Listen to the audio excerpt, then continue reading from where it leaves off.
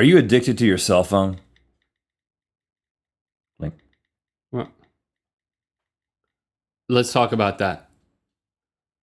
Hi, I'm Erica from Saskatchewan, Canada. Good mythical morning.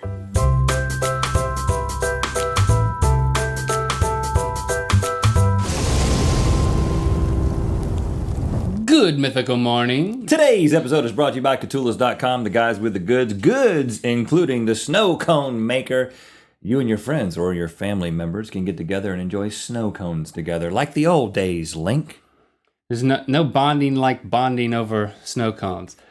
Okay, so now we're getting into touchy territory today. Sensitive subjects, cellular telephones, Well, I call them cell phones or mobile phones. mobile typically. phones. We're going to talk about cell phone addiction today. I think they call them handsets now. If we are addicted, if you're addicted, the first thing we're going to do before we get going, we're going to play the cell phone stacking game. This is a game that you can play in a restaurant with friends, where everybody takes out your phone, you set it on the table, face down, in a big stack all together, and the first person who actually accesses their phone, grabs their phone during the meal, has to pay for everybody else's meal. Once the bill comes, then you can take your phone. But it's a way to have social engagement with people that you're with, not people that are on the internet. Yeah, it's rude. So we're symbolically representing that today. We're going to see, resist all urges to touch your phone, Link. And I will putting resist it here so all they can see it. urges to touch my phone. Even Okay. though we typically don't touch our phones during the show. But But we could now that they're here. It is very tempting, especially if we're addicts, which I think that's the question. Now, is there research? yes, there is some research. Now, I mean, people have been talking about cell phone addiction for a while, but it is now being recognized as a real condition. And of course, in all places, California now has a center. I think it's just an addiction center in general, but they've added cell phone addiction to one of the vices that you can go and receive treatment for at the center. So if we qualify, maybe we can go spend a week there, me and you. Hang out with some drug addicted celebrities in like lounge chairs beside a pool. Yeah. That's kind of my image of it, but I don't want to denigrate rehab in any way. Okay. Well, you probably just did. Yep, I apologize for that. So now it has basically been recognized as a condition. There are people who are addicted to their cell phones, and there's two aspects of this. I mean, the first thing, and we had an opportunity to experience this to see if this applies to us when we went camping, and that is nomophobia. No mo, as in no mobile, nomophobia. This is the fear of being without your cell phone. They actually Fear of being without your cell phone. Now, I would say in general, I have signs of nomophobia because I have this habit, like every time I stand up from a seated position anywhere, I'll go, I'll pat check. down, I'll make sure that I've got my phone because totally normal. well, I mean, it may be a red flag of nomophobia because I fear that the phone won't be there. Because there's been a couple of times when you get up and boom, it's not there, and then you look back and it's just laying on the couch like a dead fish on the edge of a polluted lake. It's like pathetic. It's like, please come back and resuscitate me by putting me in your pocket or putting me up to your ear and breathing softly into the. This is quite picked up my phone. You not only you lost the game and you made a really weird analogy. What? But I didn't use the phone. carrying You on can't with touch it. the phone in the game. No, I'm not going to touch my phone. That's why it's over there. Okay, so I owe you lunch unless you pick yours up later. Okay, so they actually did some research with some students up at Maryland University of Maryland, and they took away their cell phones for I think 24 hours. And of course, the students were like, "This was like the hardest experience of my life. I didn't know what I could do without having my cell phone." But I got to tell you, when we went camping recently and we were out without our cell phones, except for that small window of time where I called the locksmiths. Right. We were completely out of service when we were at our campsites, and so basically 2 full days.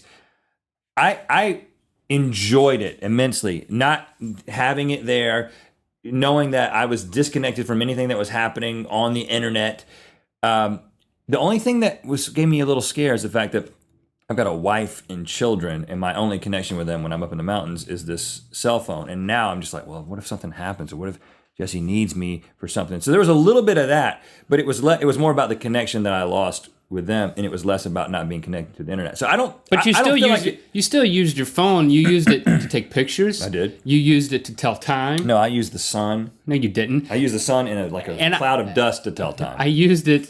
I used it as an alarm too. So I mean, we were still addicted to the cell we were phones. still using it. We were still dependent on it in some way. But Right. I don't think I experienced symptoms of addiction. But I'm about to tell you that I believe that I am addicted to my cell phone for another completely different reason than nomophobia, and that is, what is my routine? And my routine is, and I did it again this morning.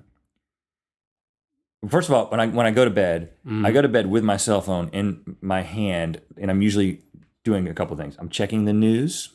I'm always checking the news. You know, I'm addicted to the news. Just like I go to Newser, that site where it just has it's an aggregator of all the different news stories. I'm like, did something new happen that I need to know about so I can do, what am I going to do? I'm in bed, you know?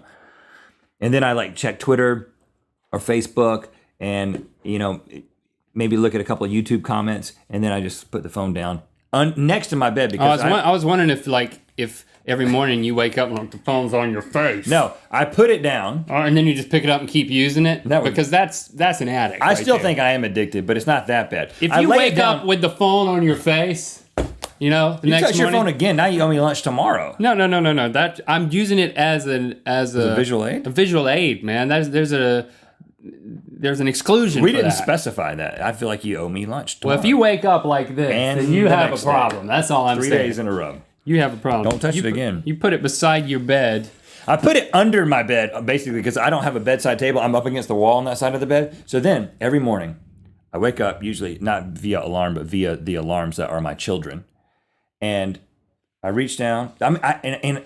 It is definitely habitual. I thought about it this morning because I knew we were going to be talking about this. And I was like, man, I feel myself. I'm reaching down there. I grab it. I pick it up. Check the news. Oh, what am I going to do? Is something happening I need to know about? It's like your coffee.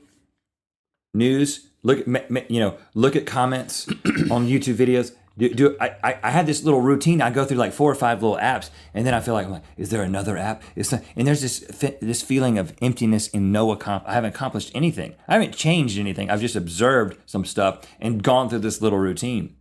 And I think I'm addicted to my cell phone. I do it morning and night, and then of course throughout the day I'm checking it. This is a problem. I mean, the problem is we want to make sure that the episode's gone up. So it's like I'll check my phone in the morning because it's the first way to make sure there hasn't been a problem with the episode, which there was last week. You know, so it's almost justified. But you can justify any form of addiction. I think for me the red flag is the bathroom. Using the restroom has turned into I use the bathroom just so I can use my phone. Hold on, That's a red flag. You don't wipe with this, do you? Because there's not an There's app not for an that. app for that. No. Yeah, that is quite a humorous little idea there, though. we could use that. Yeah, I mean, when you have kids, sometimes you gotta lock the door and say that you're doing number 2 in order to do number 3. This right here. This is number 3. Don't pick it up. I'm calling number 3 is when you're sitting on the toilet just so that you can be on your phone. When I was in elementary school, number 3 was vomiting. Oh. So I think number 4 should be being on the phone. No, vomit has been moved to number 4 because of this type of cell phone addiction. Okay. And then the other red flag for me is any downtime, especially on the weekend where I might be with the family running errands or something. And like Chrissy's like, hey, I need to run into the grocery store. It's easier to not unpack 3 kids from the minivan. So I'll just sit in the van and it's like, boom, put it in park. Before she's gotten out of the car to go into the Trader Joe's, whoop, I'm on the phone. I'm doing stuff. I'm seeing what's happening. I'm communicating with mythical beasts and whatnot. And it's just sad. It is. It's sad. I've got 3 kids back there. I turn around and look at them, and you know what they look like? They look like dead fish on the shore of a polluted pond, just waiting for me to resuscitate them with the life-giving breath of a father's love. But look at me. Look at me. Just. Hey, Dad, shut up, kids! I'm on Twitter! My kids will knock on the door to the bathroom and say, "Get off your phone." That's bad. Wow. You know That what is it is? bad. You know what it kind of hit me? The phone is. I'm doing number 2, I promise. It's like an adult. Come in if you don't believe me. It's like an adult. No, Listen, they don't do that. It's like an adult teddy bear or blankie. You know what I'm saying? Yeah. I find. Demonstrate it on your phone. Please don't start acting like a baby. I'm not. That's not what I want you to do. I want you to demonstrate it on your phone.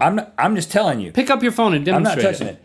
It's like sometimes you'll be like I'll be at the mall and my wife goes into a store that I don't want to go into and, Yeah. and I'm just sitting out of the way and now I'm just a dude who's like standing in the mall. I don't want to be a dude who's standing in the mall. I want to be a dude who's standing in the mall looking at his phone.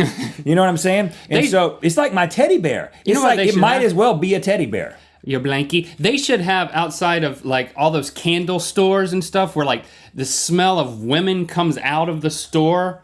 They should have little mounts out there where you can just walk up and guys can just walk up and just put their phone into it and then it just you can just stare at it like that and you don't even have to use your arm strength.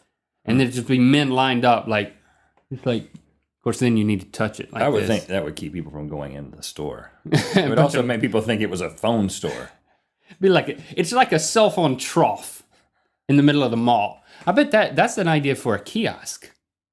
The cell phone trough. You run with that. Put your cell phone in there. If you're a man waiting for your wife or your girlfriend to come out of those smelly stores, and your phone would be up here, and maybe somebody would be massaging your back, and then there'd be like a football game on a bigger screen right on the other side of your phone.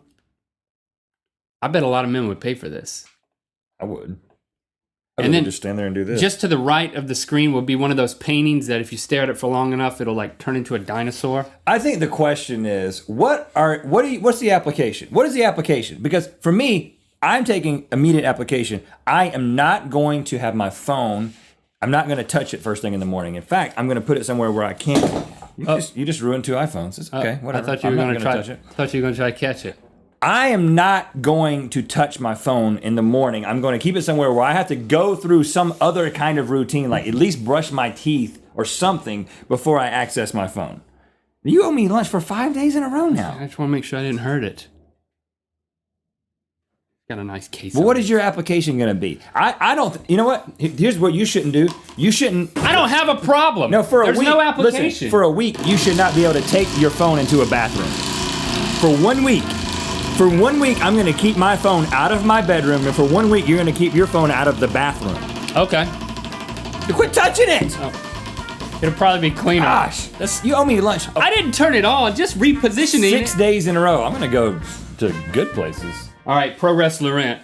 Listen, brother, if you have a cellular telephone on your person right now, I'm gonna rip you from limb to limb. Oh, yeah! You're addicted to it. Listen out there, everybody. This is a real problem. You've got a problem, and we're here to solve it. It's called cell phone addiction, brother. I'm gonna take your ears, and I'm gonna wrap them around a cell phone. Take it seriously, because this is a problem.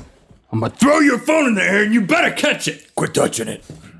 Why did you catch your phone, man? Because I don't owe you lunch.